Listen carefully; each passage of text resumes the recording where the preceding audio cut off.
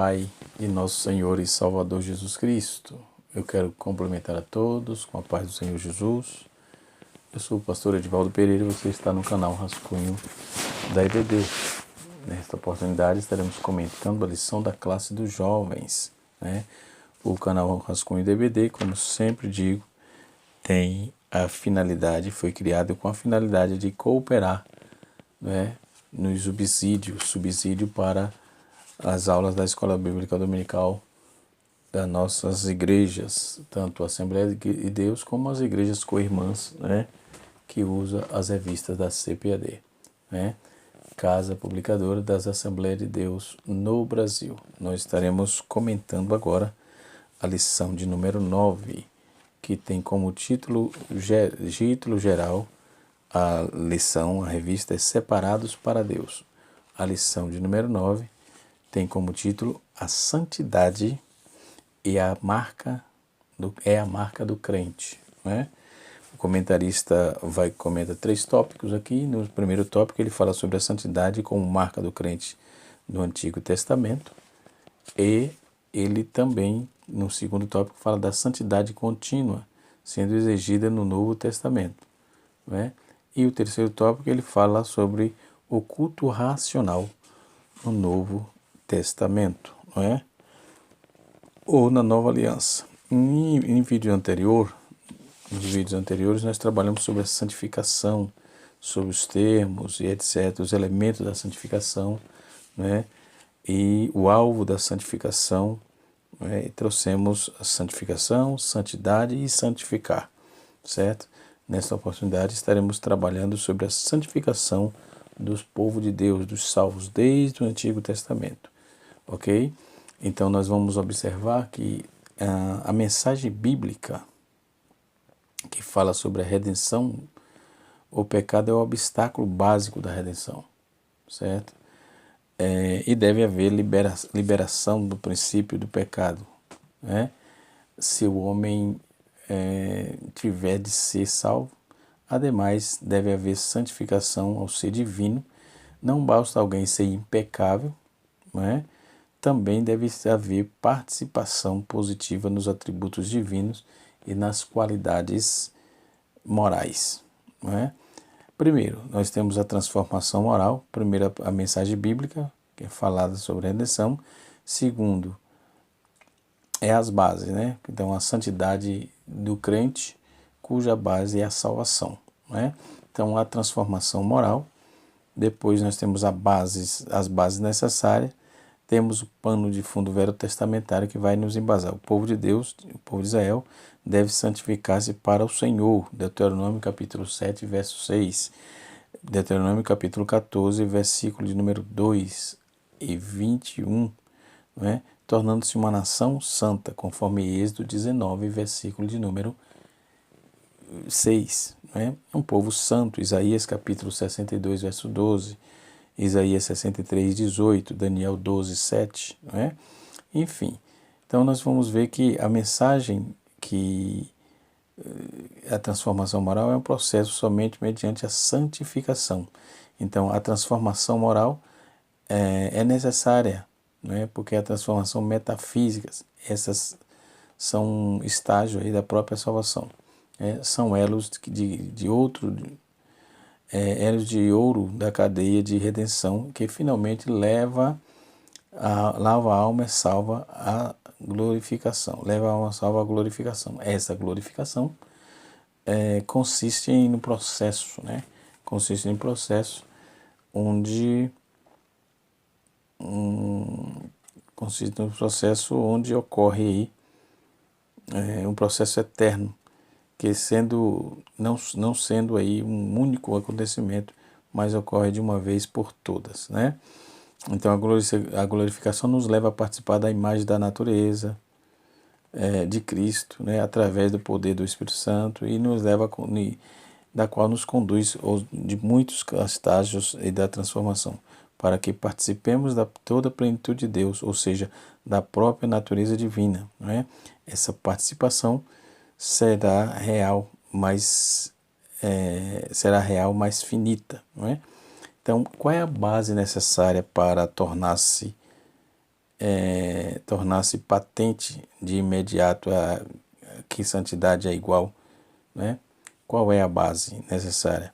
É necessário a salvação, não algo opcional. No trecho de Hebreus 12, verso 14, nos aponta isso, garante-nos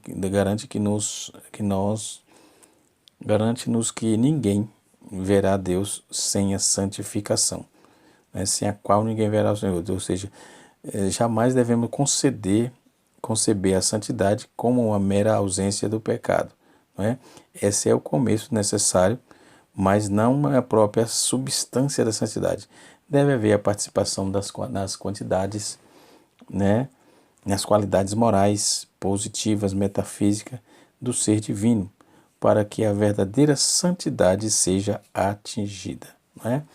E nós podemos observar que nós temos aí as bases necessárias. O povo de Israel do Antigo Testamento já estava passando por esse processo, né? Toda a comunidade de santos, em Salmos capítulo 16, versículo de número 6, versículo 3, Salmo 34, versículo número 9, um reino de sacerdotes, Êxodo 19, 6, e uma congregação santa, Números capítulo 16, versículo número 3. No livro de Levítico, servia de uma espécie de código de santidade, com inúmeras leis pessoais, rituais, cerimoniais. É também chamado, o livro de Levítico, o livro do culto, né? E assim sucessivamente. Então, na verdade, esses rituais, cuja finalidade era promover tipificar a santidade. Vamos ver isso em Números 17 até o verso 26. Ali são tratadas todas as questões de moralidade prática e pessoal, não apenas questões cerimoniais, né? Espera-se do povo de Deus que seja honesto, veraz, que seja respeitoso aos seus pais, respeitoso aos idosos, tratando-os como justiça, com justiça e equidade, né? Amando ao próximo, mostrando-se generoso para com os pobres, né? Ajuntando-os fisicamente, não é? Ajudando-os fisicamente, os incapacitados, mostrando-se sexualmente puro e evitando as superstições. Então, são as qualidades daquele que é santificado, daquele que é santo, não é? Conforme está nos textos aqui aludidos, né? Vamos ver a base disso tudo, está no capítulo de número 19, versículo 11 de Números, né? Números, capítulo 19, versículo 11, versículo 36, capítulo 19, versículo 11, versículo 36, versículo 3, versículo 34, versículo 10, enfim, o capítulo 19 tem a base dessa propositura de Deus, né? Propositura bíblica. Depois nós temos o adsomai, que é ter medo, sentir profundo respeito, embora não apareça no Novo Testamento, ilustra aí o sentido original básico, né? Agiades, que é um verbo que significa separar coisas para propósitos religiosos apropriados, né? E na Septuaginta tem o sentido de santificar, consagrar, conforme é comum na Septuaginta e nos escritos de Filo, no caso, como podemos ver naqueles tratados. Então a ideia da separação para o uso divino encontra-se em Mateus 13, ou Mateus 23, ou melhor, versículo 18, né? E 1 Timóteo 4, versículo 5, a consagração, dedicação e santificação de sacrifício, né? Está embasado em Hebreus 2, versículo 11, Hebreus 9, versículo 13, e a santificação do cônjuge incrédulo pelo cônjuge crente. Então tem várias implicações claras e objetivas dentro desse contexto, né?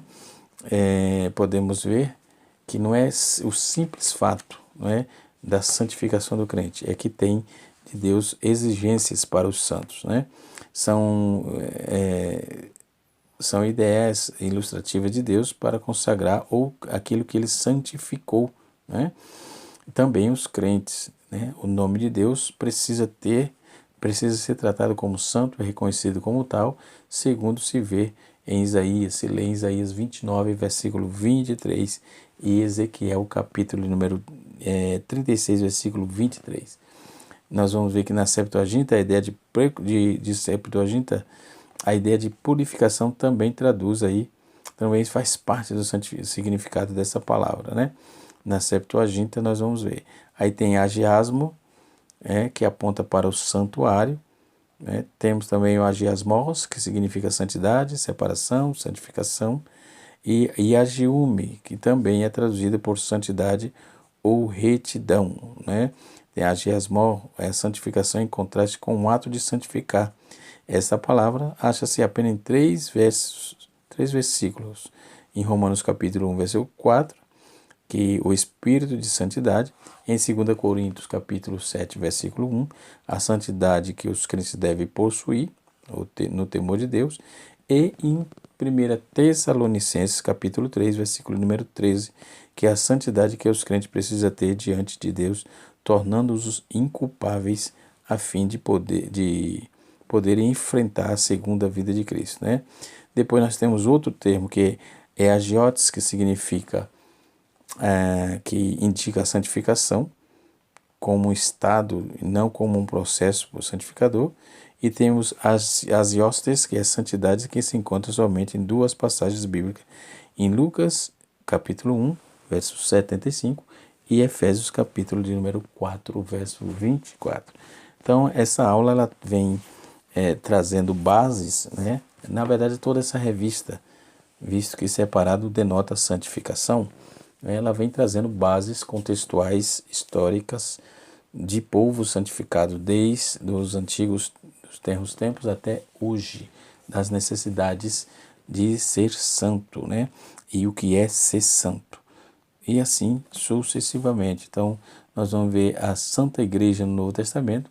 A santidade é salientada por Cristo, que nos trouxe um código moral superior, como também nos meios espirituais, através do poder do Espírito, permitindo aí que nós possa cumprir as exigências da lei. Ele nos trouxe a nova lei, né, que opera mediante o poder do Espírito. A comunidade cristã do Novo Israel também, Gálatas capítulo número 6, versículo 6, Romanos 8, verso 2 e Efésios capítulo 2, versículo 12. Né? Em 1 Pedro 2, 9 destaca que a ideia do reino de sacerdotes, trazendo para o Novo Testamento, aplicando a questão às igrejas. Os crentes devem separar-se de todo o mal, né? Como está escrito dentro da palavra de Deus, separar a santidade, separar-se para ser santo diante de Deus, né? A igreja é o templo do Espírito Santo e o próprio templo é a edificação do Espírito Santo, né? Sendo o equivalente, segundo os termos neotestamentários, à igreja, né? A expiação realizada por Cristo em favor de sua igreja, ou seja, a noiva, que deve resultar na santidade, não apenas no perdão dos pecados, né? E os próprios santos são frequentemente intitulados santos, e que significa formar um povo distinto e separado para Deus, né? Ainda dando continuidade na nossa aula aqui, aula de número 9, nós vamos observar que o comentarista ele cita aqui no primeiro tópico dizendo, e o comentarista também usa três textos bíblicos, Efésios capítulo 19, como leitura bíblica em classe, Efésios 19, versículos 5 e 6, Romanos 12, versículo 1 e 2, e 1 Pedro capítulo de número 2, versículos 9 e 10. Né? Ele diz assim, a propriedade de Deus, santidade é uma marca como crente no Antigo Testamento. Nós vamos ver isso em Êxodo capítulo de número 19, versículos 5 e 6, quando ele vai ler Éfeso, não é Êxodo, né? Que diz assim, agora pois, se diligentemente ouvir a minha voz e guardar o meu conserto, então serei minha propriedade peculiar dentre todos os povos, porque a terra é minha. Verso 6, e vós me sereis reino sacerdotal, o povo santo. Estas são as palavras que falarás aos filhos de Israel. Aí Paulo diz no capítulo 12 de Romanos, versículo 1 e 2, rogo-vos, pois, irmão, pela compaixão de Deus, que apresentei os vossos corpos santificados em sacrifício vivo, santo e agradável a Deus, que é o vosso culto racional. Não vos conformei com este mundo, mas transformai-vos pela renovação do vosso entendimento, para que experimentei qual seja a boa, a agradável e perfeita vontade de Deus. No capítulo 1, 2, de 1 Pedro diz assim: mas vós sois geração eleita, sacerdócio real, nação santa, povo adquirido, para que anuncieis as virtudes daquele que vos chamou das trevas para a sua maravilhosa luz, não é? Que vem em outro tempo, que vós que em outro tempo erais povos, mas agora sois povo de Deus, e que não tinhas alcançado a misericórdia, né? Mas agora alcançaste misericórdia. Então nós vamos ver que o livro de Levítico apresenta dois temas principais, né? Que se sobressai primeiro a expiação, que é o procedimento sacrificial que diz respeito à remoção do pecado, à restauração da comunhão, e a santidade, de acordo com a Bíblia de Estudo Pentecostal, aqui. Já está bem próximo aqui, cadê? Aqui, ó. Tem aqui esse matéria, esse estudo, certo? Muito bem. E assim sucessivamente. Então podemos observar que no tabernáculo é lugar de santidade e adoração. Outra parte importante, que é a santidade como purificação do pecado e da injustiça, né? Santificação é um processo contínuo, que é operado por Deus, pelo Espírito Santo, né? É operado pelo Espírito Santo, né? É uma obra exclusiva de Deus na vida do homem, não é? É um processo de santificação. O cristão é ensinado e moldado a viver. O cristão é ensinado e moldado a viver cada vez mais para Cristo, né? Vivendo numa vida de retidão conforme a vontade de Deus. E assim também a santificação nos leva a morrer dia após dia para o pecado, né? Tem um artigo interessante no site da editora Cleopas, né, lá de São José dos Campos, que o comentarista ele traz um bojo contextualizado, Felipe Aquino, interessante, e usa o texto de Levítico capítulo 1, versículo 44 e 45, e o texto nos diz assim: desde a antiga aliança, patriarcas, Deus chama o povo à santidade. Eu sou o Senhor que vos tirou da terra, que vos tirou do Egito para ser vosso servo,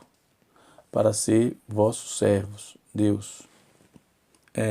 Sereis santos, porque eu sou santo. Então, o desígnio de Deus é claro, né? Que cada uma vez que fomos criados à sua imagem e semelhança, conforme Gênesis 1:26, ele é santo, nós devemos ser santo também.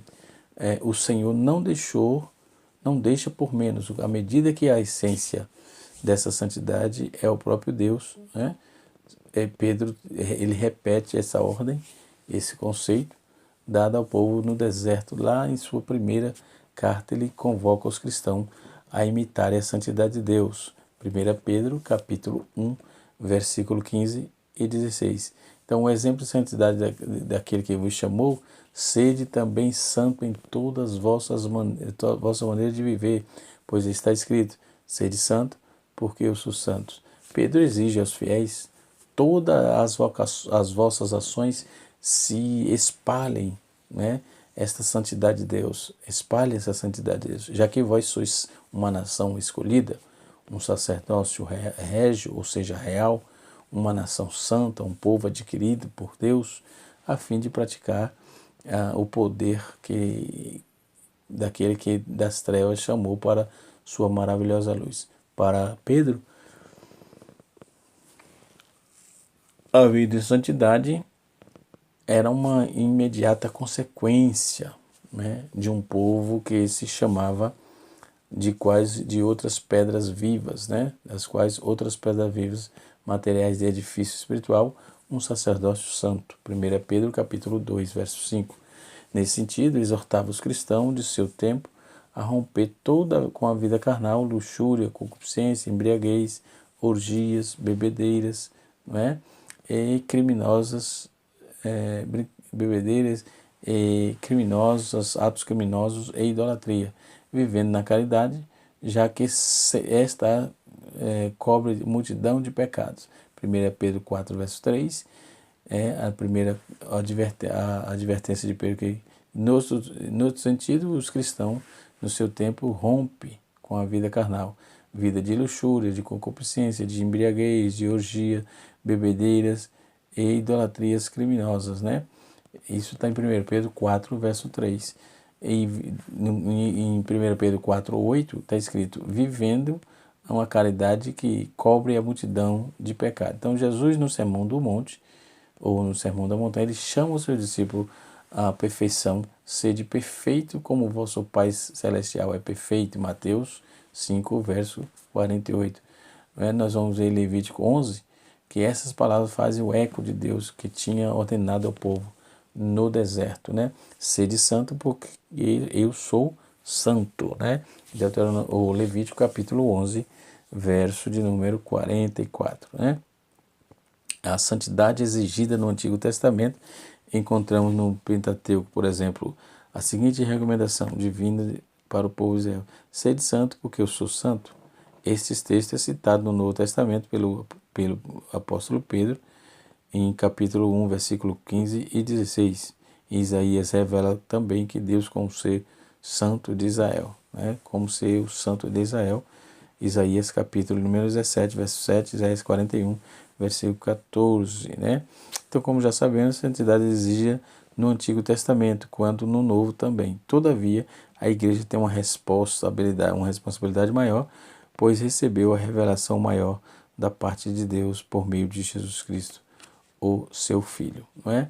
Então, no segundo tópico, o comentarista trabalha sobre a santidade contínua exigida no Novo Testamento. Então, a justificação pela fé, a santidade por meio do sacrifício de Cristo e a santidade é exigida no Antigo Testamento, né?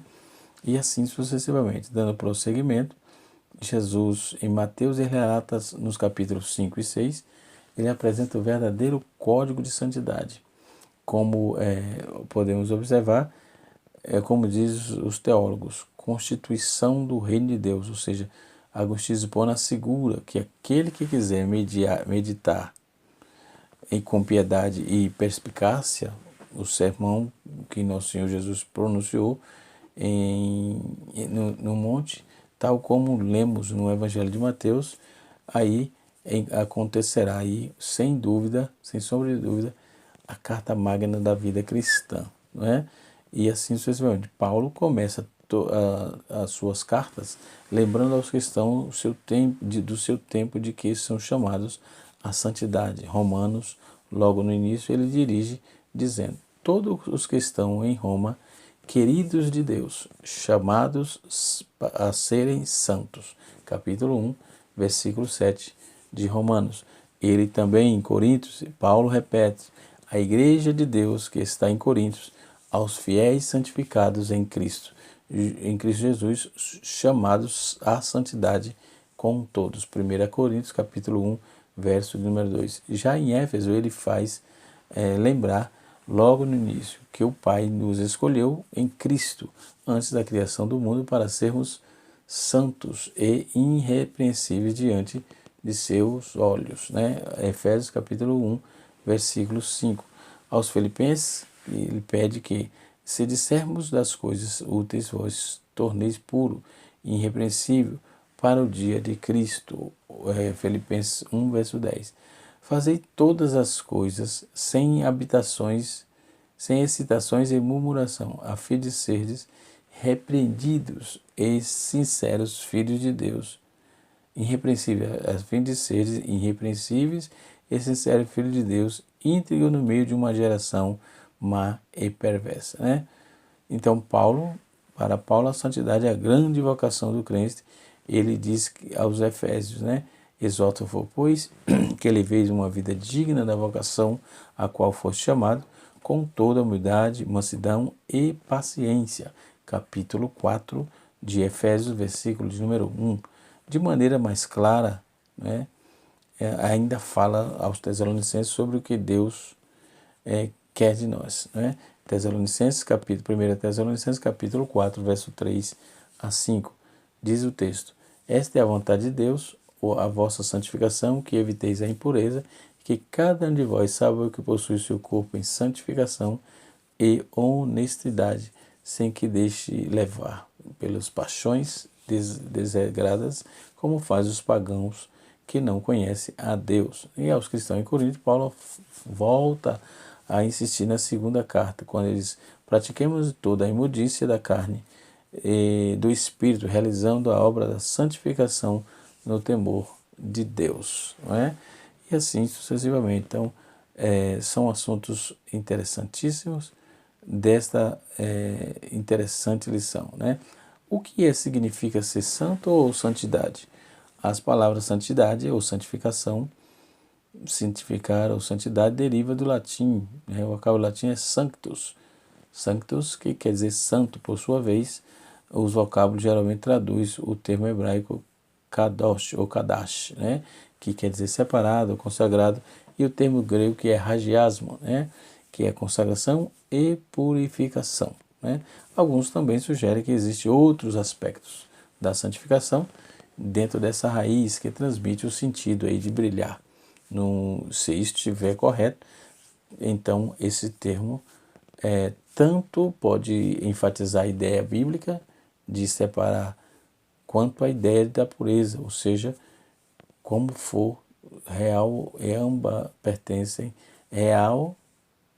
realmente ambas pertencem ao conceito de santidade. Já o substantivo grego hagiasmo e o verbo hagiazo, não é, são os mais utilizados no Novo Testamento, não é?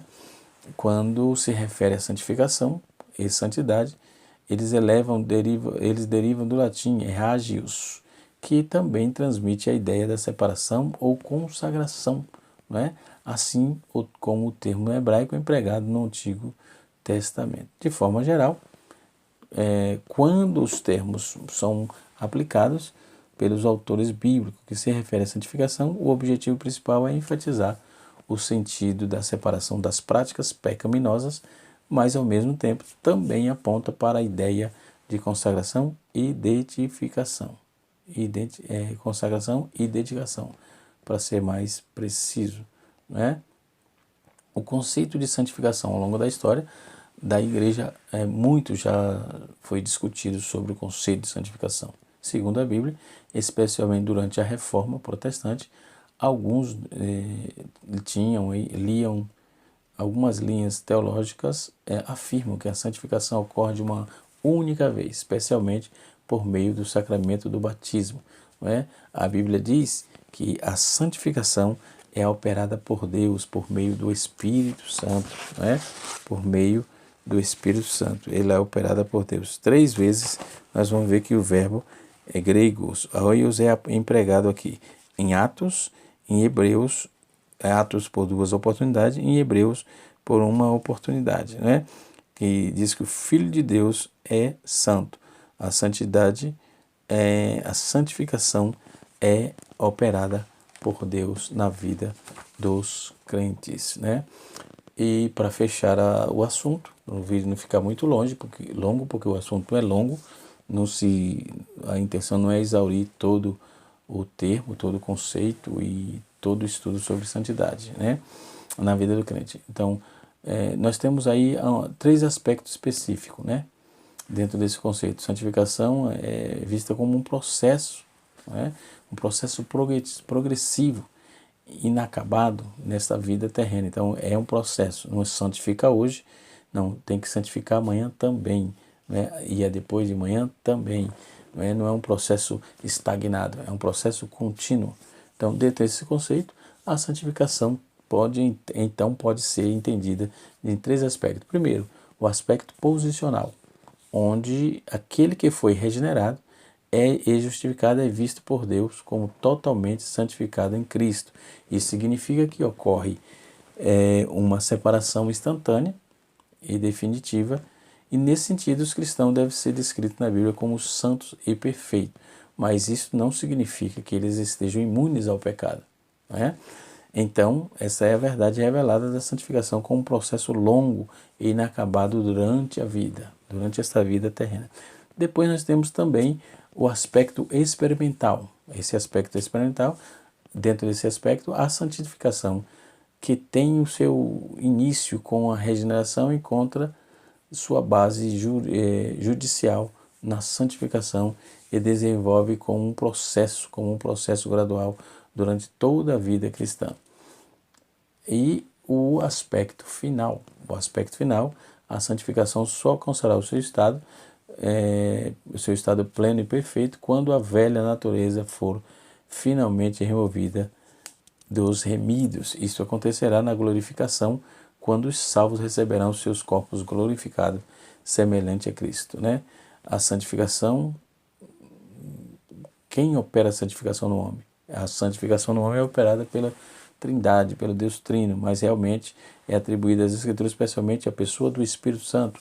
Romanos capítulo 8, verso 11, Romanos 15, 16 e 1 Pedro capítulo 1, versículo 2. No entanto, o homem foi regenerado, também participa desse processo, mas isso não ocorre de forma independente. Na verdade, o homem serve como instrumento pela qual, em parte, o Espírito Santo de Deus efetua esta obra, ao mesmo tempo que a Bíblia afirma que a santificação é obra sobrenatural de Deus, né? Em Efésios capítulo 3, verso 16, e Colossenses capítulo 1, versículo 11, 1 Tessalonicenses capítulo número 5, versículo número 3, e Hebreus, versículo número 23, o melhor, e Hebreus capítulo 13, versículo 20 e 21. Então, a Bíblia afirma que é uma obra sobrenatural de Deus, ok? Que Deus em Cristo nos abençoe, que o Espírito de Deus continue falando de uma forma toda especial em nossos corações. E até a próxima aula, canal Rascunho DVD, ensinando para transformar a vida.